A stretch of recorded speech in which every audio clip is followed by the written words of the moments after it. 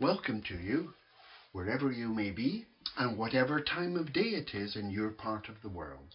Welcome to this talk on the life of Robert Louis Stevenson.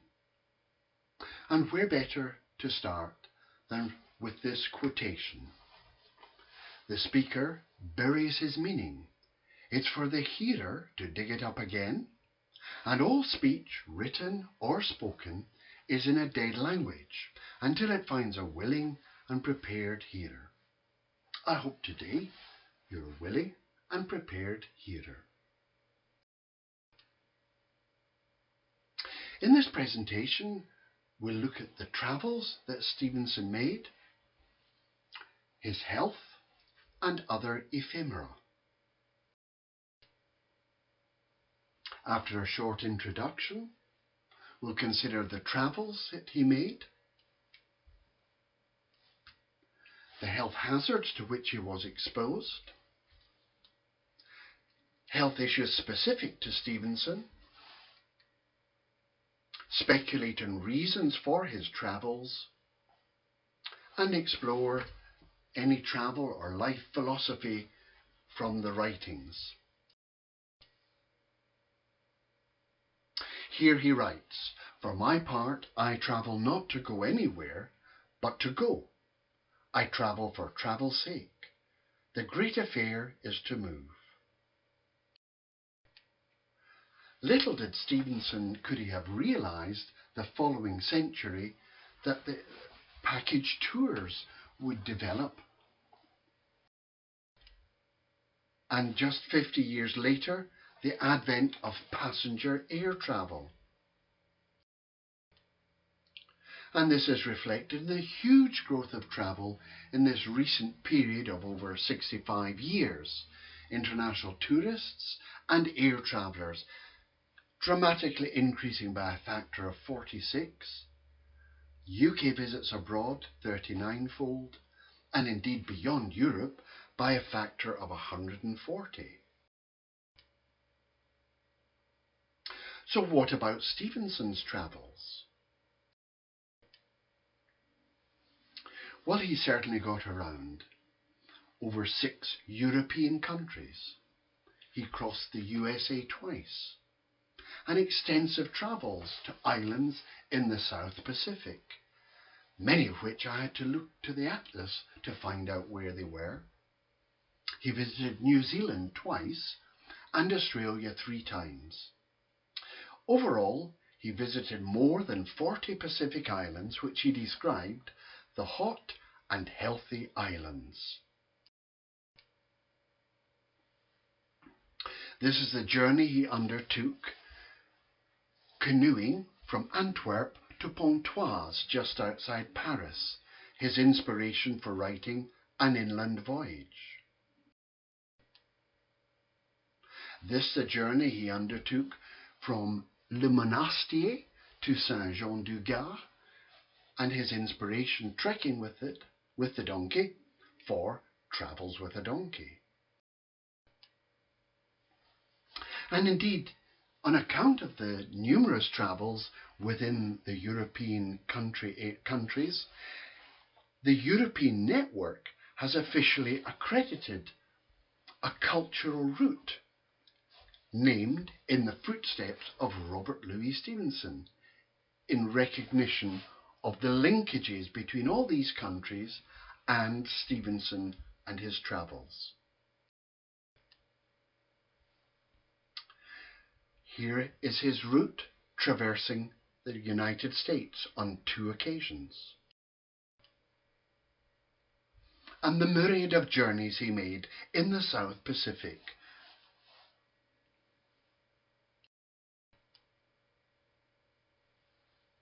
And when we reflect on the modes of travel available at that time, safety issues, logistics, finance, limited modes of communication, never mind the considerable robustness of health and mind required and the health hazards, it is really quite a remarkable series of travels, and indeed geographic knowledge.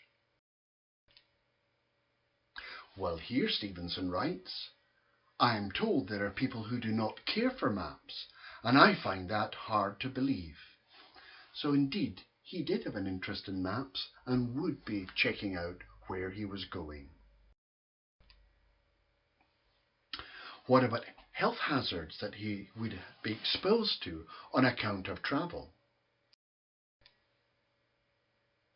Well, there's a journey, not by air of course for Stevenson. Rail travel, he writes, herein I think lies the chief attraction of railway travel.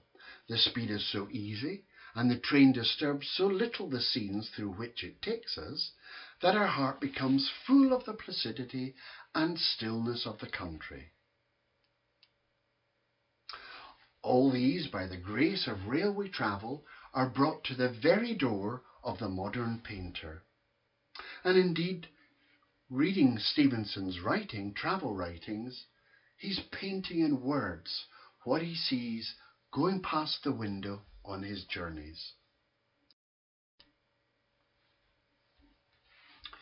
On embarking by ship from Scotland to the United States, he writes to his cousin, "I was so happy aboard that ship, I could not have believed it possible. The mere fact of it being a tramp ship gave us many comforts. We could cut about with the men and officers, stay in the wheelhouse. I had literally forgotten what happiness was. My heart sang." And this demonstrates he was never more comfortable than forgetting about social mores, but liked to mix with the people and gain experience from their conversations and their company. Accidents. Well, he writes, "The bandit sells the traveller an article of prime necessity, that traveller's life." My goodness, in advance of kidnappings and pirate raids on shipping that we are familiar with today. So how did Stevenson cope? Well, he writes, "The traveller talks to himself to keep up his courage on the road."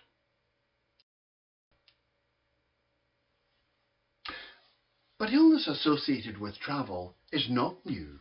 Going back to the 14th century, we see the pattern of the transmission of Black Death from rural northwest China, travelling at camel's pace to reach Eastern Europe. As the silk merchants exchanged goods, they exchanged germs. It then arrives at this outpost of the Venetian Empire, Kaffa on the Black Sea, but then disseminates much more rapidly throughout Europe, courtesy of the shorter distances, the better communications network, and the higher densities of urban populations. It rapidly spreads. What was Stevenson's knowledge of such? Here he writes, "Throughout the island world of the Pacific, scattered men of many European races and from almost every grade of society carry activity and disseminate disease."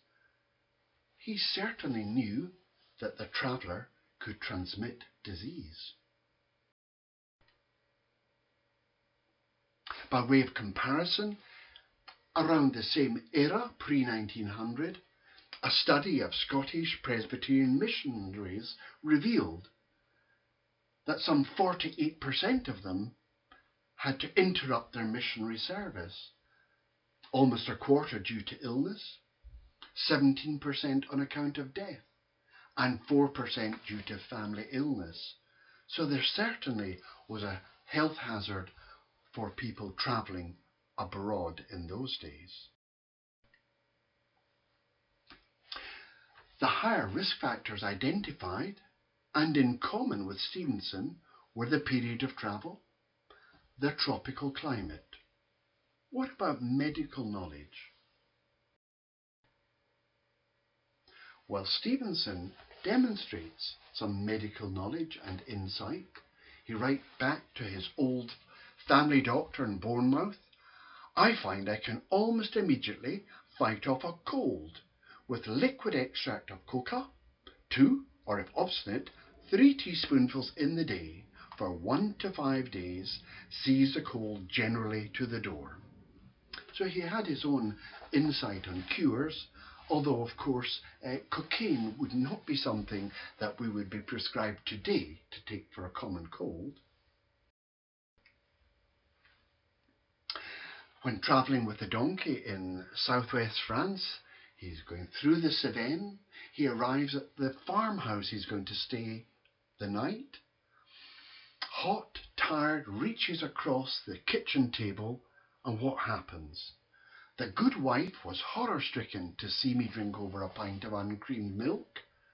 "You will do yourself an evil," she said. "Permit me to boil it for you." What an impressive piece of public health advice, just within a few years of Louis Pasteur's seminal work demonstrating that by bringing milk to the boil before letting it cool and consuming it would destroy the germs that would transmit illness.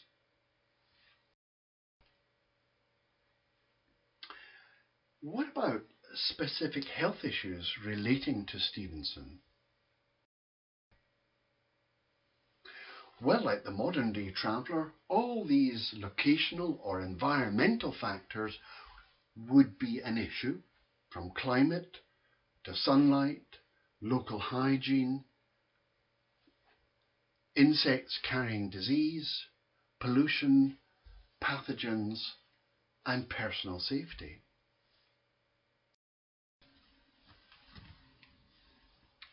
By way of comparison, this was a study of modern package holiday travellers and others, and looking at the risk factors that may also have been such for Stevenson. He certainly had experience of travel, but one of the factors was the greater the climatic and cultural contrast, the greater the risk. The younger age group, which Stevenson started his travels at that same age span, and smokers. And what of Stevenson's smoking habit? Well, this is the brass bas-relief on the wall of St Giles Cathedral in Edinburgh by the American sculptor Augustus Saint-Gaudens. When initially made, it wasn't a quill pen Stevenson held in his right hand, but a smoking cigarette. It was changed. And here the daughter of one of his friends wrote, "He was hardly ever seen without a cigarette, which he rolled himself. At night his room was a cloud of smoke. He threw the butts about indiscriminately, to be found on chairs, on the table, on the floor, and often there were tiny holes burned into the bedclothes." What preparations did he have before he travelled? Well, certainly not like the modern traveller from the United Kingdom who has access to a website, fitfortravel.nhs.co.uk, where there will be general advice for travellers on a range of topics. There'll be current advice pages, news of outbreaks of disease. And further, they can look at the specific country they're travelling to. For example, as per for Stevenson, for Samoa, they would be advised on immunizations, risks of malaria, and general advice about food and water safety, accidents, sun exposure. None of that was available to Stevenson. And what about his predisposition to ill health? Well, certainly a sickly childhood, croup, whooping cough, chest infection. As a student, recurrent bouts of fever, although in visiting a London specialist, there was no confirmatory clinical signs at that stage of TB, although almost certainly there would be some cause for his lung problems, perhaps not unrelated, or an aftermath like cavitation in the chest called bronchiectasis. Following his days as a student, he records sleep disturbance, occasional use of laudanum, tincture of opium. Well, that was certainly something you wouldn't be accessing nowadays. Weight loss, pleurisy, coughing up of blood, a symptom of bronchiectasis, respiratory infection, and indeed that prevented him attending his father's funeral.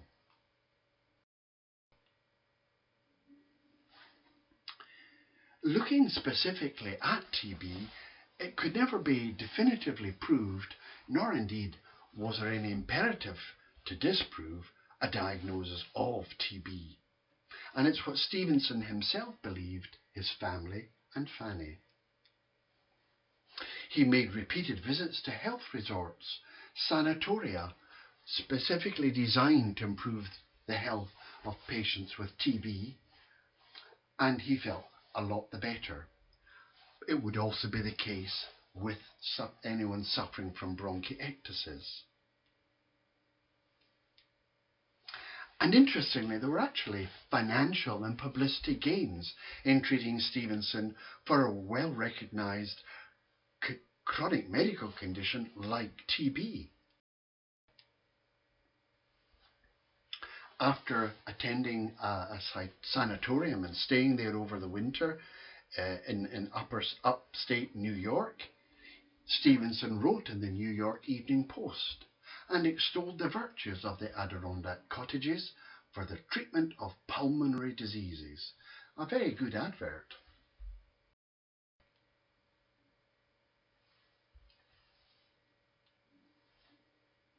And indeed, the Robert Louis Stevenson Club of Edinburgh made a trip in the footsteps of Stevenson in 2013. Arriving in New York, we looked up various works relating to his stay in the Morgan Library and Museum. Similarly, in Yale University in the Beinecke collection. Then a journey by train up to Saranac Lake to Plattsburgh. And then the minibus to Saranac Lake.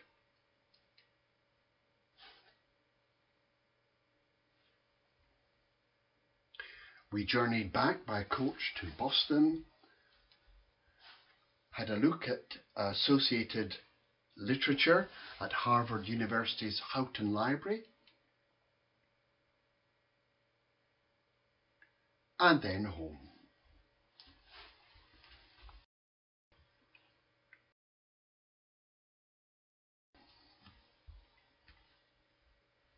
And here's a picture of the Saranac Lake, the laboratory. Trudeau arrived in 1873, opened the sanatorium, and within a few years, Stevenson visited. And there indeed on the wall of the entry porch, we have the names of those who were treated at the sanatorium, and Robert Louis Stevenson features on one of the tiles. So what about the health issues specific to Stevenson? Well, at age 18, as part of his training to become a lighthouse engineer favoured by his father, he was lowered in a diving suit to watch the underwater builders at work on Wick Harbour in the very north of Scotland. In the winter, in age of 26, he travelled extensively in Ayrshire, all these towns taking quite a time, followed by an 80-mile canoe trip, and of course 2 years later his solo walk. Quite impressive for a young man with the health issues that Stevenson had experienced. So really, it's another Stevenson duality. Despite lifelong ill health, he undertook and survived frequent, extensive, challenging travels.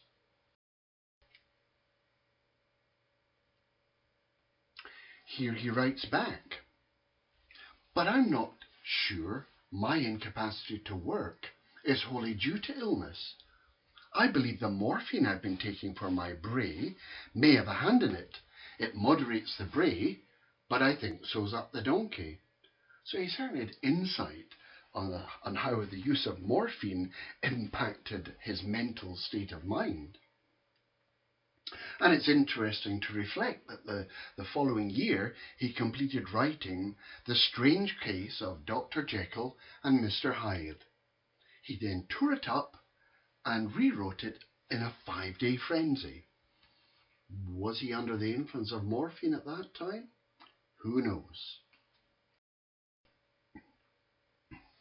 Again he writes back, "I have wakened sick and gone to bed weary. I've done my work unflinchingly. I've written in bed and written out of it, written in hemorrhages, written in sickness, written when my head swam from weakness. The remarks of no doctor mean anything in my case. My case is a sport. I may die tonight or live till 60. And indeed, within a year, Stevenson had passed away. So why did Stevenson undertake these travels? Was it to escape from the constraints of the strict family in Presbyterian Edinburgh for a more alternative or bohemian, indulgent lifestyle? In Across the Plains, he writes, "For we're a race of gypsies and love change and travel for themselves." In the South Seas, "But we were travellers, folk that has come far in the quest of the adventurous." Again he writes, "Wearied with all his toils and feats, the traveller dines on potted meats and princely wines. Not wisely, but too well he dines." So Stevenson enjoyed a good meal and alcohol to accompany it. And here he writes in An Inland Voyage, "In some ways our journey may be said to end with his letter bag at Campania. The spell was broken. We'd partly come home from that moment. No one should have any correspondence on the journey. It's bad enough to have to write, but the receipt of letters is the death of all holiday feeling."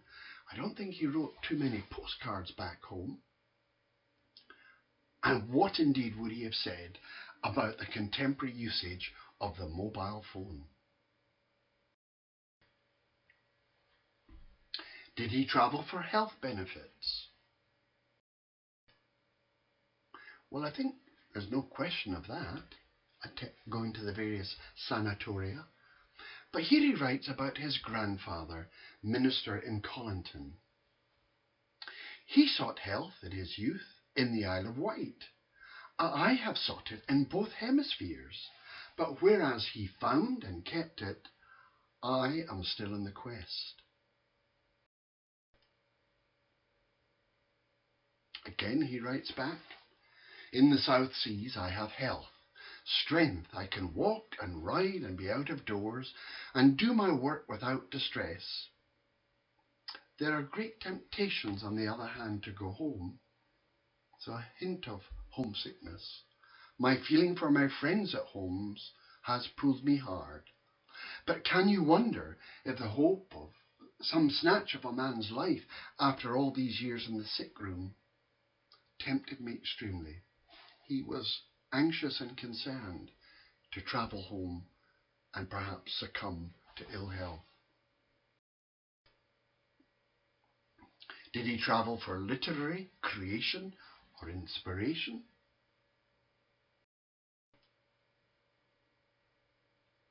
In Familiar Studies, he writes, To show them how good they are, the poet must study his fellow countrymen, and himself, somewhat like a traveller on the hunt for his book of travels. There is a sense, of course, in which all true books are books of travel, and all genuine poets must run the risk of being charged with the traveller's exaggeration. Well, bear in mind the traveller's exaggeration. We'll come back to that. And of course, he has writings of an inland voyage, travels with a donkey, Silverado squatters, the wrecker across the plains, island nights, the ebb tide, essays of travel, all evidence that indeed travel inspired his writings, and in the South Seas.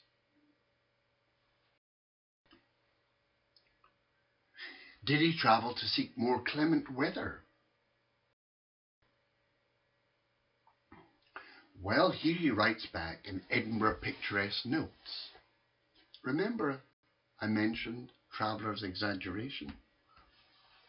But Edinburgh pays cruelly for her high seat in one of the vilest climates under heaven. She's liable to be beaten upon by all the winds that blow, to be drenched with rain, to be buried in cold sea fogs out of the east, and powdered with the snow as it comes flying southward from the Highland hills. The weather is raw and boisterous in winter, shifty and uncongenial in summer, and a downright meteorological purgatory in the spring. The delicate die early, and I, as a survivor among bleak winds and plumping rain, have been sometimes tempted to envy them their fate. For all who love shelter and the blessings of the sun, who hate dark weather and perpetual tilting against squalls, there could scarcely be found a more unhomely and harassing place of residence. They lean over the great bridge which joins the new town with the old, that windiest spot or high altar in this northern temple of the winds, and watch the trains smoking out from under them and vanishing into the tunnel on a voyage to brighter skies. I have to point out that most of the trains in those days were heading to the west of Scotland, to Glasgow, not noted for its brighter skies. Happy the travellers, the passengers, who shake off the dust of Edinburgh and have heard for the last time the cry of the east wind among her chimney pots. But again, nostalgia kicks in. And yet the place establishes an interest in people's hearts. Go where they will, they find no city of the same distinction. Go where they will, they take a pride in their old home. So did Stevenson travel for love? Well, in Grès, near Paris, Stevenson stayed with his cousin. It was an artist's colony, a sort of bohemian place for writers and painters. And there his eye settled on Mrs. Fanny Osborne, who was holidaying with her daughter from California and painting the scenery around them. I think she was looking for some respite from her unhappy marriage, and Stevenson fell in love and was absolutely smitten. Here again is one of the famous names associated with Grès, Sir John Lavery. Fanny departs to return to California, and Stevenson is heartbroken. Will he ever see her again? And he plaintively writes in The Travels with a Donkey, and you feel him missing the company. However, he hears about Fanny Osborne's illness in 1879. Stevenson drops everything, doesn't even tell his family, but travels 6,000 miles from Glasgow to Monterey to be with her, and almost dies on the way. And here Lloyd Osbourne, his stepson-to-be, writes, "Now he looked ill. The brilliancy of his eyes, it emphasized the thinness and pallor of his face. His clothes hung loosely on his shrunken body, and there was about him an indescribable lessening of his alertness and self-confidence." And indeed, Stevenson lost consciousness and was found in the countryside by a farmer who took him in and resuscitated him and indeed saved his life. Here Stevenson writes of his travel again following his journey by ship. "An unparalleled skin irritation, which is sometimes stings like a whiplash, and sleep is impossible for me. Last night I did not close an eye, but sat on the floor in my trousers and stretched myself from 10 to 7. When I rose, much the better for the exercise." That sounds like a classic description of scabies. And indeed he recorded a 1 stone loss of weight on the journey. Here he writes about his treatment in New York, and of his doctor, "presented me with a blue pill, a seedlitz powder, and a little bottle of some salt and colourless fluid to take. He might as well have given me a cricket bat and a copy of Johnson's dictionary." Not a terribly complimentary statement about the doctor's treatment. So did Stevenson have a travel or life philosophy? In Travels with a Donkey he writes, "But we're all travellers in what John Bunyan calls the wilderness of this world, all, too, travellers with a donkey. And the best we can find in our travels is an honest friend. He is indeed a fortunate voyager who finds many. We travel indeed to find them. They are the end and the reward of life. They keep us worthy of ourselves, and when we're alone, we're only nearer to the absent." Again, it's only the traveller, hurrying by like a person from another planet, who can rightly enjoy the peace and beauty of the great aesthetic feast. The sight of the resting country does his spirit good. There's something better than music in the wide, unusual silence, and it disposes him to amiable thoughts, like the sound of a little river or the warmth of sunlight. You can almost hear that river and feel the warmth, the almost onomatopoeic, poetic feeling of these words. In An Inland Voyage he writes, "But this is a fashion I love, to kiss the hand or wave a handkerchief to people I shall never see again, to play with possibility and knock in a peg for fancy to hang upon. It gives the traveller a jog, reminds him that he's not a traveller everywhere, and that his journey is no more than a siesta by the way on the real march of life." And so, in summary, despite significant lifelong ill health, a risky bohemian lifestyle, a lack of pre-travel health advice or knowledge of specific travel health hazards or risks, for multiple reasons, Stevenson undertook and survived frequent, extensive travel involving major challenges to his physical and psychological health, with exposure to unfamiliar diseases, climatic, cultural, and immunological stressors, to die from a stroke in Western Samoa at the age of 44.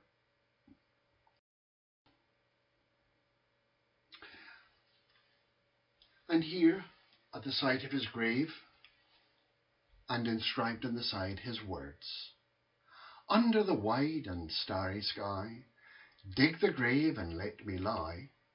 Glad did I live and gladly die, and I laid me down with a will. This be the verse you grave for me, here he lies where he longs to be. Home is the sailor, home from the sea, and the hunter home from the hill. And that brings us to the end of this talk, which I hope you've enjoyed. Thank you.